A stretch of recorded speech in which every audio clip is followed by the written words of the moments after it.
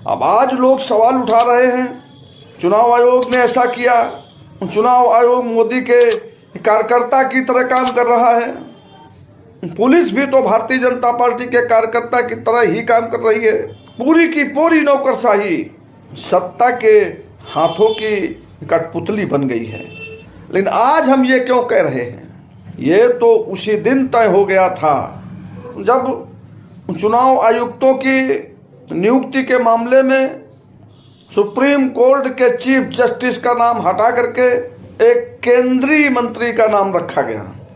ये उसी दिन तय हो गया था। ये उसी दिन उनकी मंशा जाहिर हो गई थी कि आने वाले चुनाव में वो क्या करना चाहते हैं। उस समय इस देश के आम आदमी को, आम जनता को, अपोजिशन को खड़े होकर के आंदोलन में जाना चाहिए था। और बिना आंदोलनों के अब इस देश में कुछ बेहतर हो नहीं सकता। एक जन आंदोलन से होते हुए जन क्रांति की ओर देश को ले जाना होगा। भाई, बड़े अद्भुत लोग हैं देश में। ये अजूबे लोग हैं जो अपना भला बुरा नहीं समझ सकते। ये कौन से लोग हैं? व्हाट्सएप यूनिवर्सिटी का ज्ञान लिया और चले आए सड़क पर। टीवी पर संबित पात्रा जैसे प्रवक्ता जो बोलते हैं उनकी बात सुनी, आधा घंटा उनकी बात सुनी और चले आए, उसको 15 मिनट में उल्टी करके बाहर चले गए। 2014 का लोकसभा चुनाव चल रहा है। हर पार्टी अपने अपने प्रचार में लगी हुई है। सभी पार्टियों के अपने अपने मैनिफेस्टो होते हैं। तो जाहिर है कि सभी लोगों ने अपनी अपनी बात, जनहित में कुछ बातें की होंगी, लिखी होंगी, सोचा होगा, उसी को मैनिफेस्टो में उतारा होगा। हाँ, वही घोषणा पत्र, मैनिफेस्टो घोषणा पत्र। तो कांग्रेस पार्टी का घोषणा पत्र में कांग्रेस पार्टी आम आदमी के सुख सुविधाओं की बात कर रही है, आम आदमी के दुख दर्द की बात कर रही है। कांग्रेस पार्टी का घोषणा पत्र जो है उसमें छात्रों की बात है, मजदूरों का विमर्श है, किसानों की चर्चा है, महिलाओं की चर्चा है, उनके दुख दर्द और संकटों परेशानियों को हल करने की सोच है। बीमार के इलाज कराने के लिए 25 लाख तक का कैशलेस हेल्थ इंश्योरेंस दिया जाएगा। किसी भी हॉस्पिटल में, सरकारी प्राइवेट किसी भी हॉस्पिटल में इलाज 25 लाख तक का इलाज फ्री किया जाएगा। बेरोजगारी जो इस देश की एक बड़ी समस्या है, वो 30 लाख जो सरकारी नौकरियां खाली पड़ी हुई हैं उनको भरने की बात कांग्रेस पार्टी ने अपने एजेंडे में रखी है, घोषणा पत्र में रखी है। हर गरीब परिवार की एक महिला को सालाना 1 लाख रुपए देने की बात की गई है। कृषि ऋण माफ करने की बात की गई है। एमएसपी की गारंटी देने की बात की गई है।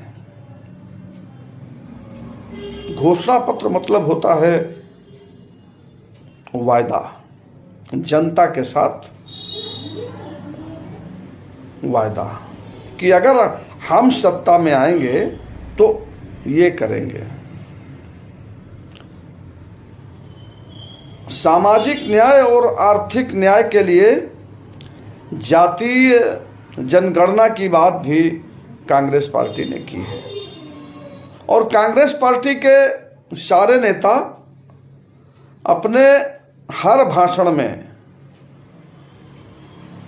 जनता के साथ हर बातचीत में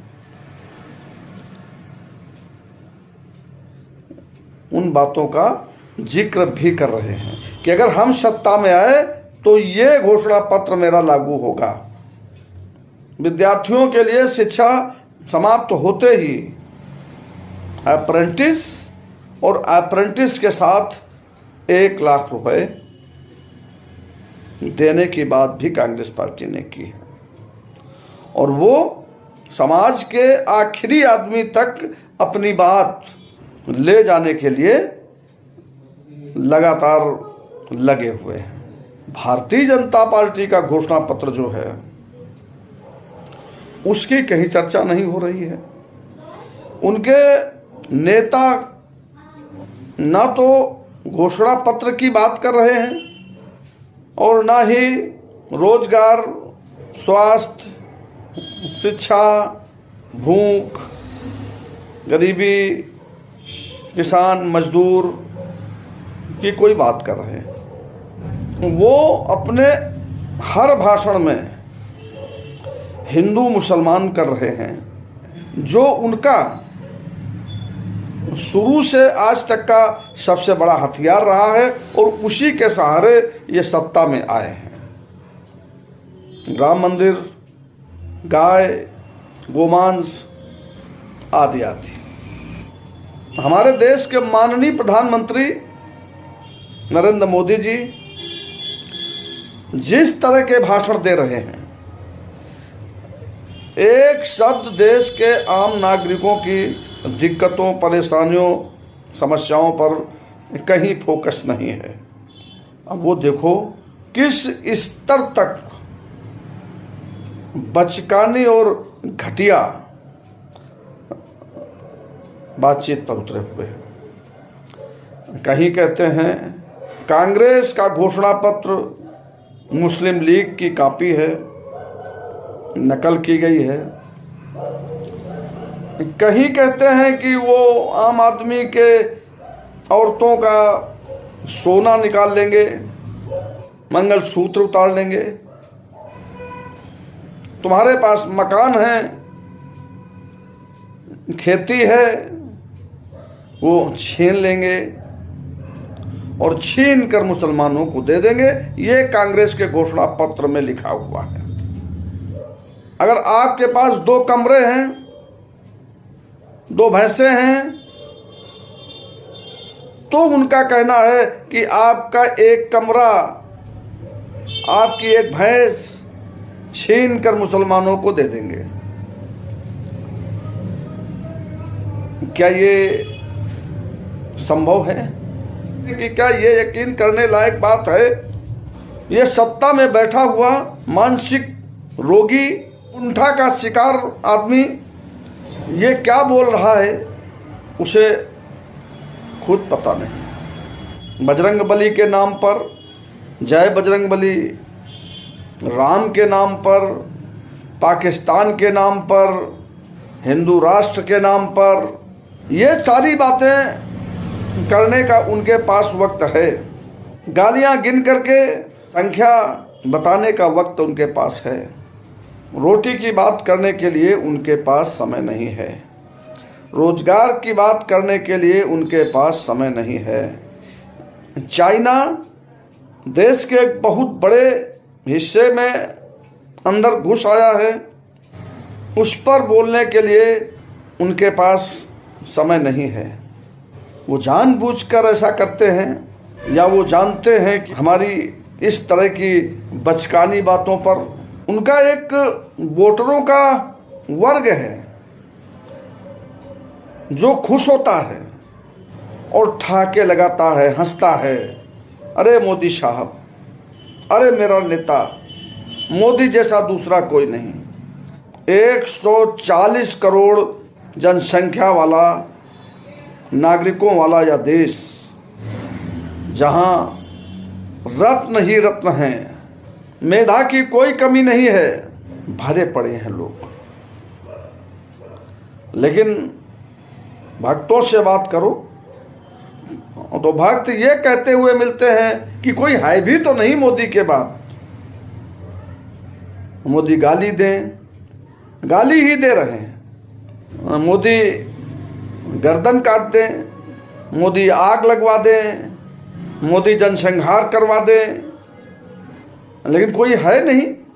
अंधभक्तों के लिए अंधभक्तों का एक जवाब है कि क्या मोदी का कोई विकल्प है? इतनी भयानक विकल्पहीनता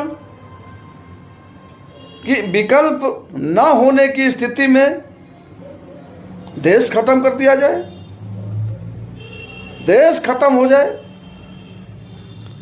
विकल्प कोई होता नहीं है। विकल्प अपने आप निकलता है। यह तो बात हुई विकल्प की। लद्दाख में सोनम वांगचुक चिल्ला चिल्ला कर बोल रहे हैं चीन ने एक बहुत बड़ा भूभाग कब्जा कर लिया है, मणिपुर तबाह हो गया है, पूरे देश का संघीय ढांचा खतरे में है, लोकतंत्र की सारी संस्थाएं कब्जा कर ली गई हैं। अभी तीसरे चरण का जो आम चुनाव ये 7 तारीख को हुआ, इसमें जिस तरह से गुंडागर्दी की गई, पुलिस को हथियार बनाया गया, पुलिस से मतदान के साथ जो छेड़छाड़ हुई, विपक्षी दलों के एजेंटों को, बीएलओ को, कार्यकर्ताओं को डिटेन कर लिया गया, लोगों को वोट तक नहीं डालने दिया गया। चुनाव आयोग के संज्ञान में ये सारी चीजें थीं।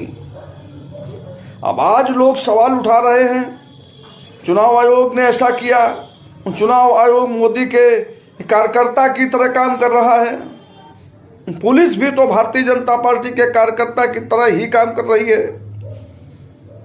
पूरी की पूरी ब्यूरोक्रेसी, पूरी की पूरी नौकरशाही सत्ता के हाथों की कठपुतली बन गई है। लेकिन आज हम ये क्यों कह रहे हैं? ये तो उसी दिन तय हो गया था जब चुनाव आयुक्तों की नियुक्ति के मामले में सुप्रीम कोर्ट के चीफ जस्टिस का नाम हटा करके एक केंद्रीय मंत्री का नाम रखा गया। ये उसी दिन तय हो गया था, ये उसी दिन उनकी मंशा जाहिर हो गई थी कि आने वाले चुनाव में वो क्या करना चाहते हैं। उस समय इस देश के आम आदमी को, आम जनता को, अपोजिशन को खड़े होकर के आंदोलन में जाना चाहिए था, और बिना आंदोलनों के अब इस देश में कुछ बेहतर हो नहीं सकता। एक जन आंदोलन से होते हुए जन क्रांति की ओर देश को ले जाना होगा। पुलिस के हमारे जवान, जो कि हमारे ही बीच के लोग हैं, जो आम जनता के बीच के ही लोग हैं, वो भी इस देश के नागरिक हैं। क्या उनको देश की तकलीफें, आम आदमी की दिक्कतें, परेशानियां समझ में नहीं आती? या खाकी वर्दी पहनने के बाद उनका जमीर मर जाता है? ये जो लोग नौकरी कर रहे हैं, ये संविधान के नौकर हैं। नौकरशाही और पुलिस के लोग, संविधान के प्रति इनकी जवाबदेही होती है, ना कि सत्ता के प्रति। लेकिन पुलिस का जो स्वरूप इन दिनों देश के सामने आया है, नमाज पढ़ते हुए आदमी को लात मार देना, सड़क पर चलते हुए आदमी का इनकाउंटर कर देना, सत्ता पक्ष की आलोचना करने वाले को जेल में डाल देना, ये बहुत गंभीर मसला है और लोकतंत्र के लिए ये बहुत घातक भी है। और ये भूल जाते हैं कि ये भी इसी लोकतंत्र का हिस्सा है। आपने खाकी वर्दी पहनी हुई है, आपके हाथ में लाठी है, बंदूक है, लेकिन आपके भाई, बंधु, रिश्तेदार, नातेदार, उनके हाथ में कुछ नहीं है। जब लोकतंत्र डूबेगा, जब लोकतंत्र मरेगा, तो आपके भाई बंधु गांव परिजन स्वजन वो सब इस दायरे में आएंगे, वो भी मरेंगे। मौत वो होती है जो वैचारिक रूप से आदमी बिल्कुल मर गया, उसका अपना स्वाभिमान, सोच, आजादी से कोई लेना देना नहीं रह जाता। वो आदमी, उस आदमी को मरा हुआ कहा जाएगा जो आजादी, लोकतंत्र और इन सब चीजों के मायने नहीं जानता। वो सिर्फ 5 किलो राशन को ही जीवन मान लेता है। तो ये देश बहुत भयानक संकट में फंस गया है। अभी समझ में नहीं आ रहा है, अभी लोगों की समझ में नहीं आ रहा है। जिससे कहो लोकतंत्र खतरे में है, संविधान खतरे में है, तानाशाही की तरफ ये देश बढ़ता हुआ चला जा रहा है, तो वो हंस देता है, वो हंसता है कि आप कैसी बात करते हैं, क्यों ऐसा करेंगे मोदी। लेकिन वो हो रहा है। जब हम कहते हैं कि आपके खेत, बाग, वन सब छीन लिए जाएंगे, आपको सीधे सीधे गुलाम बना दिया जाएगा, कारपोरेट का गुलाम, तो लोग कहते हैं कि ऐसे कैसे खेती छीन लेंगे। लेकिन अब की बार अगर आपने इन्हें मौका दे दिया तो फिर कहने के लिए बचेगा कुछ नहीं। पूरा देश मणिपुर की तरह, लद्दाख की तरह देखा किसान आंदोलन आपने, शाहीन बाग का आंदोलन देखा आपने, जेएनयू देखा आपने, स्कीम वर्कर्स के आंदोलन देखे आपने, छात्रों के आंदोलन देखे आपने। कोई किसी की सुनने वाला नहीं है। अभी लोकतंत्र सरसैया पर है। भारत का संविधान अपनी आखिरी सांसें गिन रहा है। तानाशाह तरह तरह से आपको बेवकूफ बना रहा है। ये समय है, यही समय है जब आपको अपना संविधान बचा लेना है, अपनी आज़ादी बचा लेनी है, अपनी सभ्यता, संस्कृति, स्वाभिमान और भविष्य बचा लेना है। अगर अभी नहीं समझ में आया, अगर एक मौका आपने और दे दिया, तो फिर आपके पास कहने सुनने के लिए, अपनी आवाज़ उठाने के लिए, आंदोलनों के लिए, धरना प्रदर्शनों के लिए कोई जगह नहीं बचेगी। तब आपको जानवरों की तरह लाठी से हाँका जाएगा। कारपोरेट के चरवाहे होंगे, लाठी लेकर आपको हाँक रहे होंगे, और वो जिधर चाहेगा उधर आपको हाँकेगा, और आप उधर जाने के लिए, वो सब कुछ करने के लिए बेबस होंगे। आपके सामने कोई रास्ता नहीं होगा। ये आखिरी मौका है। मैं बार बार कह रहा हूँ, देश के हजारों लाखों लोग बार बार कह रहे हैं कि आज़ादी खतरे में है, संविधान खतरे में है। सारे राजनीतिक दल एक झंडे के नीचे आ गए, अपोजिशन के। भारतीय जनता पार्टी अकेले खड़ी है। कुछ दल हैं जो अपने निजी स्वार्थों के लिए भारतीय जनता पार्टी के साथ खड़े हैं। उनका आम जन से कोई लेना देना नहीं है। उनका अपनी पार्टी के जो वोटर्स हैं, विचारधारा के तहत जो उनके साथ हैं, जुड़े हुए हैं, तो वो ये जान ले कि उनके नेता की कोई विचारधारा नहीं है, वो अपनी जान बचाने में लगे हुए हैं। जैसे उत्तर प्रदेश में बहुजन समाजवादी पार्टी मायावती की, उनके पास एक बहुत बड़ा वोट बैंक है, एक बहुत बड़ा कैडर है मतदाताओं का, और वो ना तो भारतीय जनता पार्टी के साथ हैं, ना इंडिया गठबंधन के साथ हैं। वो पूरे उत्तर प्रदेश में उन्होंने अपने उम्मीदवार उतारे हुए हैं। उनके उम्मीदवारों को मिलने वाला वोट किसको कमजोर करेगा? यह तय है कि वो इंडिया गठबंधन को कमजोर करेगा। और अब जब इंडिया गठबंधन कमजोर होगा तो एनडीए यानी भारतीय जनता पार्टी मजबूत होगी। और अगर बहुजन समाजवादी पार्टी का कोई विधायक जीत कर जाता भी है तो वो भारतीय जनता पार्टी की ही गोद में बैठेगा। ये संविधान बचाने की लड़ाई है, लोकतंत्र बचाने की लड़ाई है, देश बचाने की लड़ाई है। तो आपको तय करना है कि हमको किस पाले में खड़ा होना है। हमको आज़ादी चाहिए या गुलामी? हमको लोकतंत्र चाहिए या तानाशाही?